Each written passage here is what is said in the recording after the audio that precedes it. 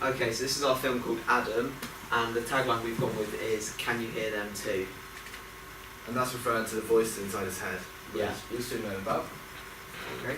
Alright, so the reason we've gone with Adam is because we felt the focus on the short film is a child suffering with mental illness, and that's his name, Adam. We purposely chose not to include anxiety in tagline or title, as we didn't want to give away the key narrative in the title of the film. We used the tagline of "Can you hear them too?" because we wanted something that was vague but also implied the person suffers with some sort of issue, which we've now decided on is anxiety. The vagueness of the tagline makes people want to find out what the voices are and thus gets people interested in our film. The tagline plays an important role in the narrative also. So more on the narrative, obviously we've done it in like three tags pyramid kind of thing. So the exposition would be like you introduced Adam as a character, and then we begin with like close-ups of him walking, maybe either like POV or a mount on the back to show like his view of the world. And then in the rising action, he'll walk past the cafe, and like voices in his head will tell him he has like extreme hunger because obviously he didn't have time for breakfast and stuff like that. But then like other voices will like counterbalance this and like say like, oh nah, you can't talk to these people and stuff like that. So do you want to talk about the climax? Going on what you said with the voices and stuff, we really want to make them sort of argue and dispute, so there's that sort of internal struggle that we're portraying with the voices, and that sort of comes into the climax. So he's going to go into, because his whole walk to school, he walks past a cafe and things like that, he's going to enter the cafe one day to order some food. That's meant to say eat, but it says ear. He cannot eat in public, and then it's sort of like a social anxiety like thing as well. He then runs from the cafe before eating his food, and as he sees the waitress like bring it over, and then he just sprints home because he just couldn't handle that situation it was in, and that's something we want to portray. We're then going to cut back to him sort of crying. We've now gone with his mum as well, just portray that sort of family aspect there, that she's going to obviously help him sort of get over this struggle with social anxiety. So what she's going to do is obviously recommend going to get professional help, as we feel that's going to be an important narrative. It's the fact that we don't want it to seem like, we want to portray the fact that it's good to get help, even though a kid of his age might not understand that. They might not understand that getting help is a good thing, but that's what we want to portray. So we're going to have him go into like a local doctor's or hospital and just speaking to like a consultant or something, or a doctor, just to sort of show, you know, it's fine to get help, even like at that young age you might not understand, but that is the good thing to do. So this is some of the anxiety research we did, which meant that we could sort of mould what sort of character we want to portray in Adam and make sure we get the social anxiety portrayed correctly. And also we realised that social anxiety doesn't necessarily include voice in the head, so we're going to like combine different disorders, but like that'll obviously be our main focus. So it's defined as intense fear of what others think about you and constant feeling of being watched and judged. And we're going to use this in our narrative as in like, so he may think like, he might turn around and he may think that like people are following him, or like leaves or something like that is following him. The impaired ability to function in at least some parts of daily life, so like you just won't be able to go and get a coffee like everyone else may be able to. So extreme distress over everyday activities, such as reading in class, eating in public, or speaking to others. Especially those second two there, those are the ones that we're going to include, but that's just a few examples. Difficult to determine the differences between social anxiety and basic shyness. And I think this is the problem that me and Greg will probably struggle with the most, is trying to make sure we portray it in the right way. And that's why we're obviously doing this research, to make sure we get that spot on. Automatic negative thoughts followed by so-called what-ifs will lead to avoidance of the social situation altogether. And that's basically what's happening in our narrative. Like, although it's quite a small thing, we're expanding that into the main part of our narrative, like a hook. So like he's gonna just have to avoid the hunger and just go hungry for the day, just because he can't bring himself to talk to people. It can lead to problems with education, depression, eating disorders, substance abuse, and even suicidal ideation. Yeah. So that's, I mean, we think that having the exposition and then it's the resolution. The resolution, as in getting help, sort of cuts that part out. So we're showing that he's not going to lead to that. He's going to get help before that sort of happens. Yeah. So that's something we wanted to show. So these were our inspirations and influences. This is The Arrival. This is about basically this woman who's deciding to either have an abortion or not. And it's the whole thing's pretty much shot from a lot of the scene is shot from one shot, which is like really slowly zooming in. And with that idea, we've taken from that she has voice in her head, this lady, and it's like every thought she has is a voice. So we hear external sounds like the waiter asking her what she wants, and we also hear her voices, and that's a combination of sounds which we want to get in our short film. This up here is The Irrational Fear of Nothing. That's about a guy with anxiety, and that whole thing is shot from a mount on his back. So every time he moves, we see the camera move with him. And he also has extreme anxiety of like people following him and stuff like that. So these two are quite key to what we've based our narrative on. This one down here this is actually about a poet who's telling a story and teaching prisoners, but we've got from that the sound bridge and like the way he talks over the visuals as well. So that was sort of where we based it, and then we found these two which are more key to our narrative. And the bottom one is Glass People, so that's another film about social anxiety. That's more of like a college, university, sort of in America, sort of. They're a lot more grown up, I think. It's involving like drinking and things like that, but obviously that's not what we're going to go for. We're going for a younger age group than that. So, characters. The main character, Adam, is a young teenage male, roughly 15 to 16, in his later years at school. We chose to have a character that this age, as we feel this is an experience we can both relate to, and the best writers write what they know. The boy struggles with social anxiety, meaning day-to-day tasks become difficult. We will demonstrate his social anxiety by using voices in his head that argue with one another and put doubts in his mind which causes the anxiety. The focus will be on his anxiety mostly as the main narrative technique. This is an extra character. The other character is only quite minor. As we focus on Adam, she'll be a motherly figure to him that comforts him and calms him in social anxiety. This could be to fill the voids of a parental figure in his life and add further to the narrative. Actually, we wrote this before we changed the narrative slightly, as in it was going to be the waitress who comforted him on the attempt when he couldn't go into the cafe, whereas now we've got it him running home, so still we've got like one extra or two extra characters, one being the waitress and the second being the mother to comfort him. Yeah. And we've also, I think we've got a doctor as well now, Yeah. the way that he's going to visit him. He'll only be in like one shot, Yeah. where we're just showing that he's going to talk to him, but yeah. Location. We picked out a few locations, obviously, before settling on the diner. We looked at a local shop, those two pictures there. Park bench, maybe he's walking to school, going through the park. The street we're still using, just for his walk to school. The classroom, we thought about doing that, but we thought complications with filming and it might look a bit too student film, so we're sort of going to try and avoid that, even though we're using a school character. And the diner, obviously, or the cafe on the way to school, we're going to use as well. Style and form. Okay, so we've gone for like, it's basically the genre is a drama, but it's in like a documentary style, as in we're following one person through like life, although obviously it's not true, therefore making it not an actual documentary. And also documentaries often use voiceovers and sound bridges, which we've got that kind of style brought into our drama. It will be a serious film given the subject matter, as we have taken inspiration from various other genres and specific films. So yeah, as I said, it's going to be like a drama, but in a kind of documentary style.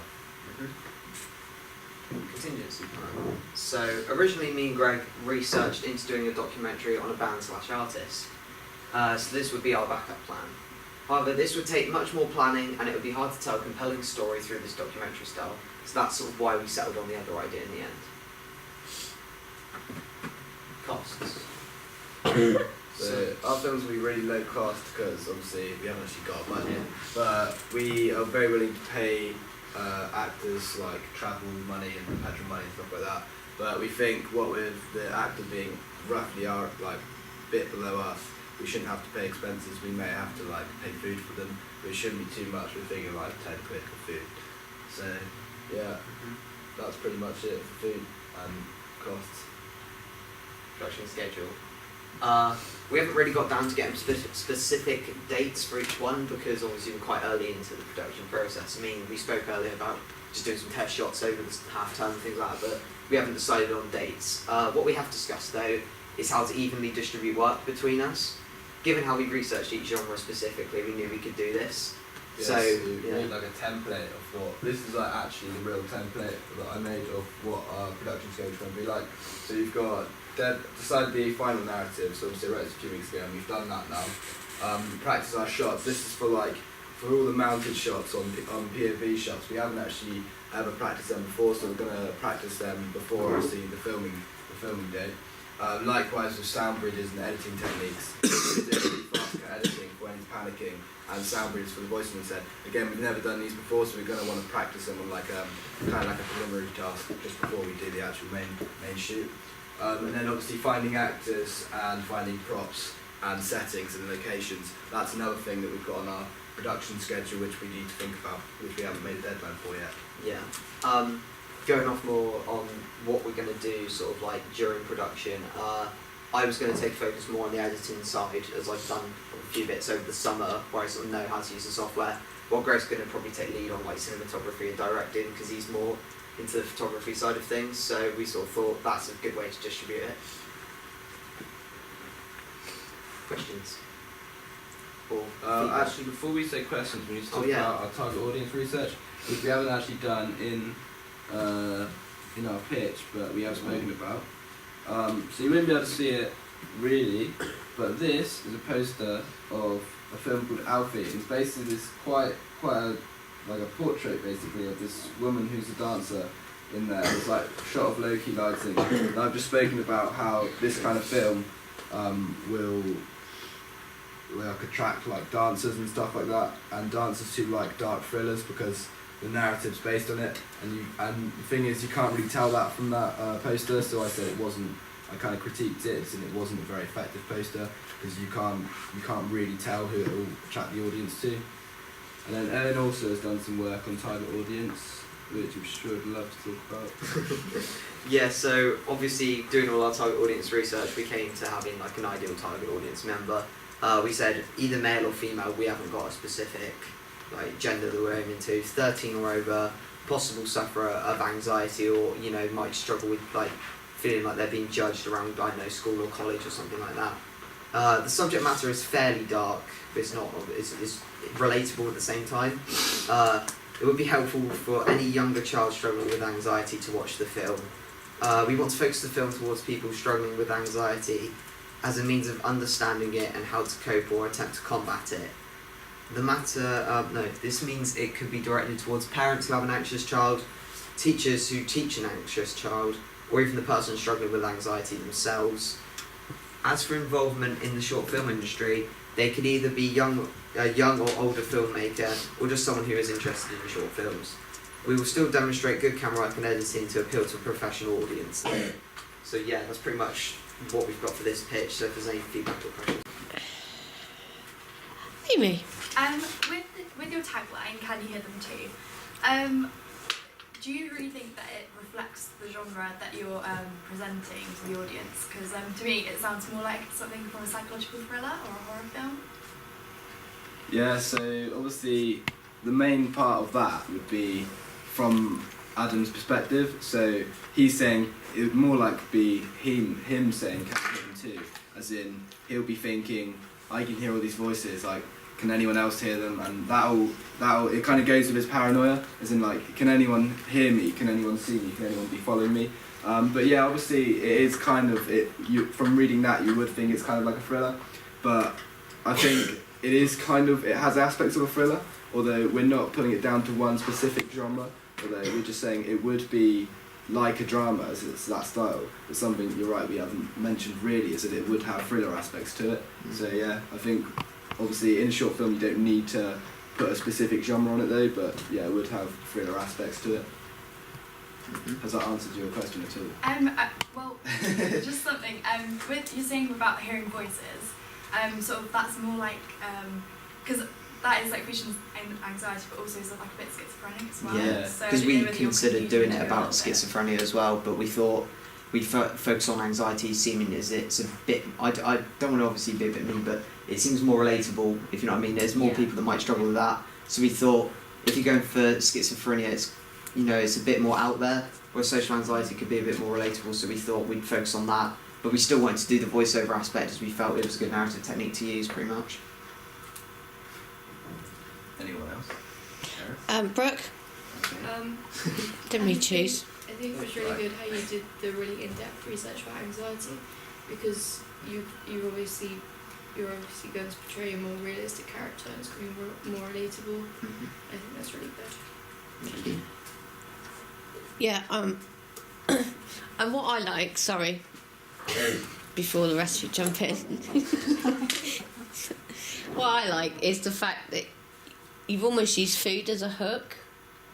Yeah. And I prefer that almost to the voices. I understand why you got the voices in there, but you almost need to have a voice as a kind of internal monologue rather than the fact he's hearing voices. So, do you think focus on just one?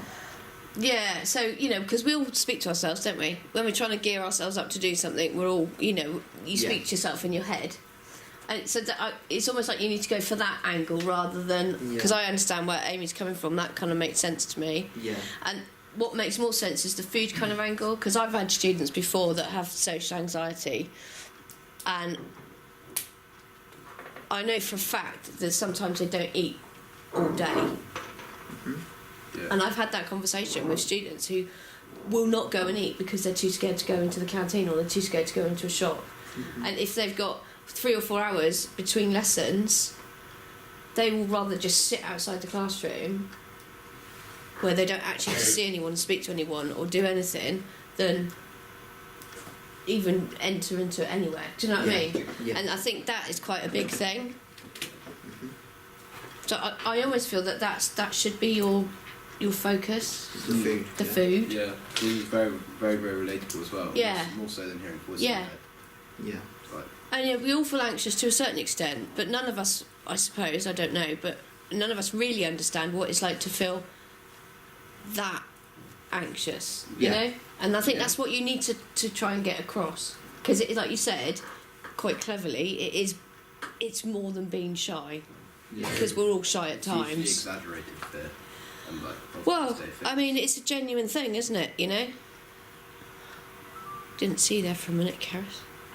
There you go. Just That's right. spoke about anxiety and them with schizophrenia.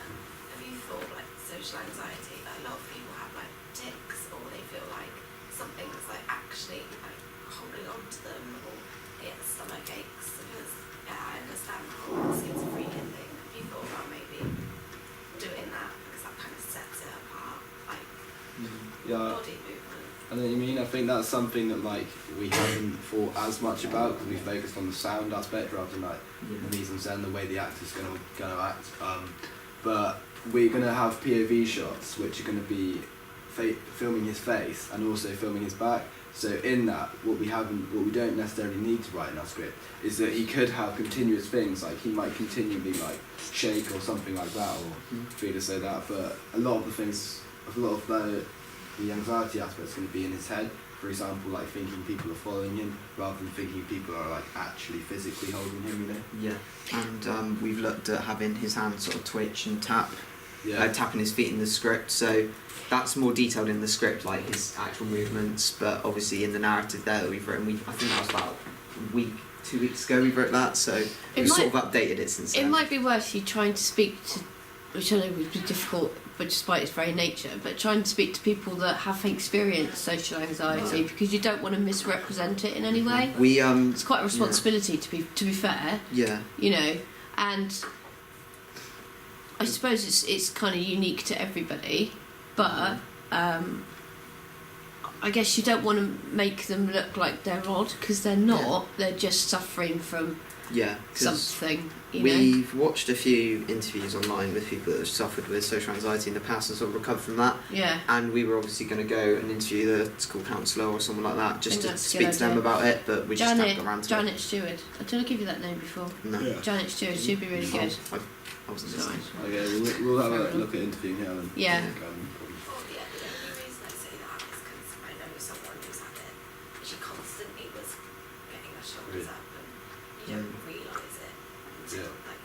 Yeah. Yeah.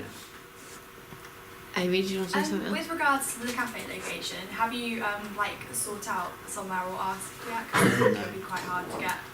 We haven't yet, no. Because you'll have to get like consent from everyone in the cafe as Yeah. well while they're there if they're going to be seen on camera. Someone used the Bridge Cafe once. They were quite happy The Bridge Cafe.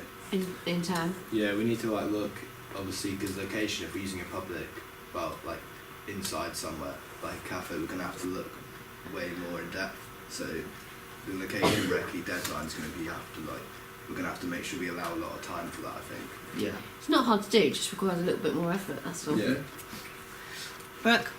I used to have social anxiety until I was about 14, and I think one of the main aspects for me was that I couldn't really walk anywhere and I'd never leave my house without being with someone.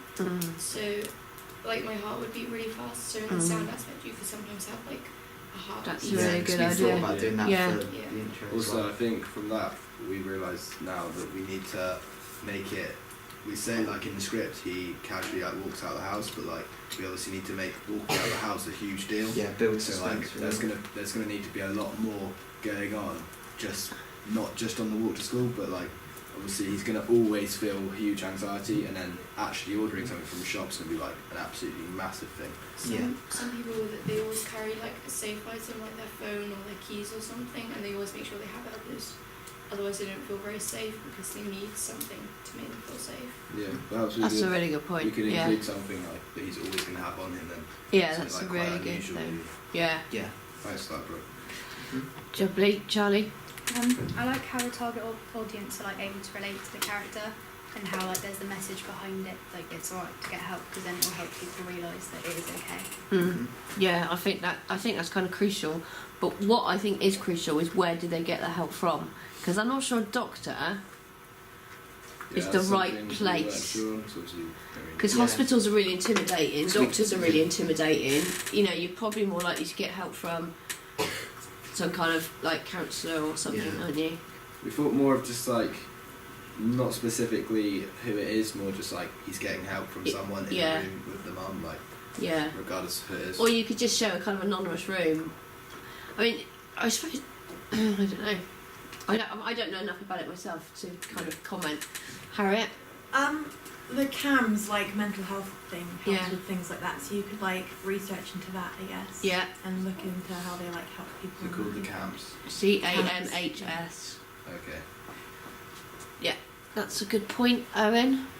You could say like, because I don't know much about it, but obviously people with social anxiety struggle to talk to people, so you could always, rather than actually having a counsellor or going to hospital, you could just have a shot of them typing up an email, because it's obviously going to be a lot less pressure for someone with that illness. All writing stuff down. I have heard, and I don't know if it's right, that people who suffer from social anxiety write a lot of stuff down. Yeah, that's You know, true. keep diaries and stuff like that. I don't know if that's true, but I'm pretty sure it is. you know, that might be something worth looking into as well.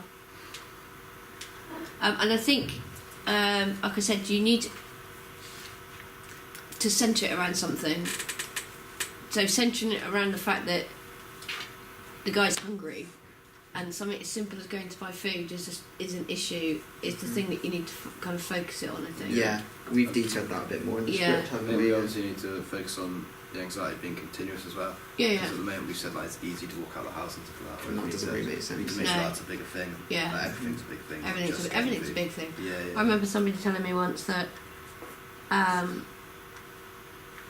where we think about going into a classroom, and sometimes that's difficult for all of us, you know, but for someone with social anxiety, you can relate it to them like climbing Everest. It's that much of a challenge. So I think so. It's kind of understanding that and trying to represent that, but you know, it's quite an ask. Then. Try it. Anything else, guys? No. It was just really well detailed and like really It was. in depth about everything. Yeah, absolutely. And I think if you keep the planning to that level, you can't really go wrong with your filming then. Yeah. You know. Okay. Good. Well done.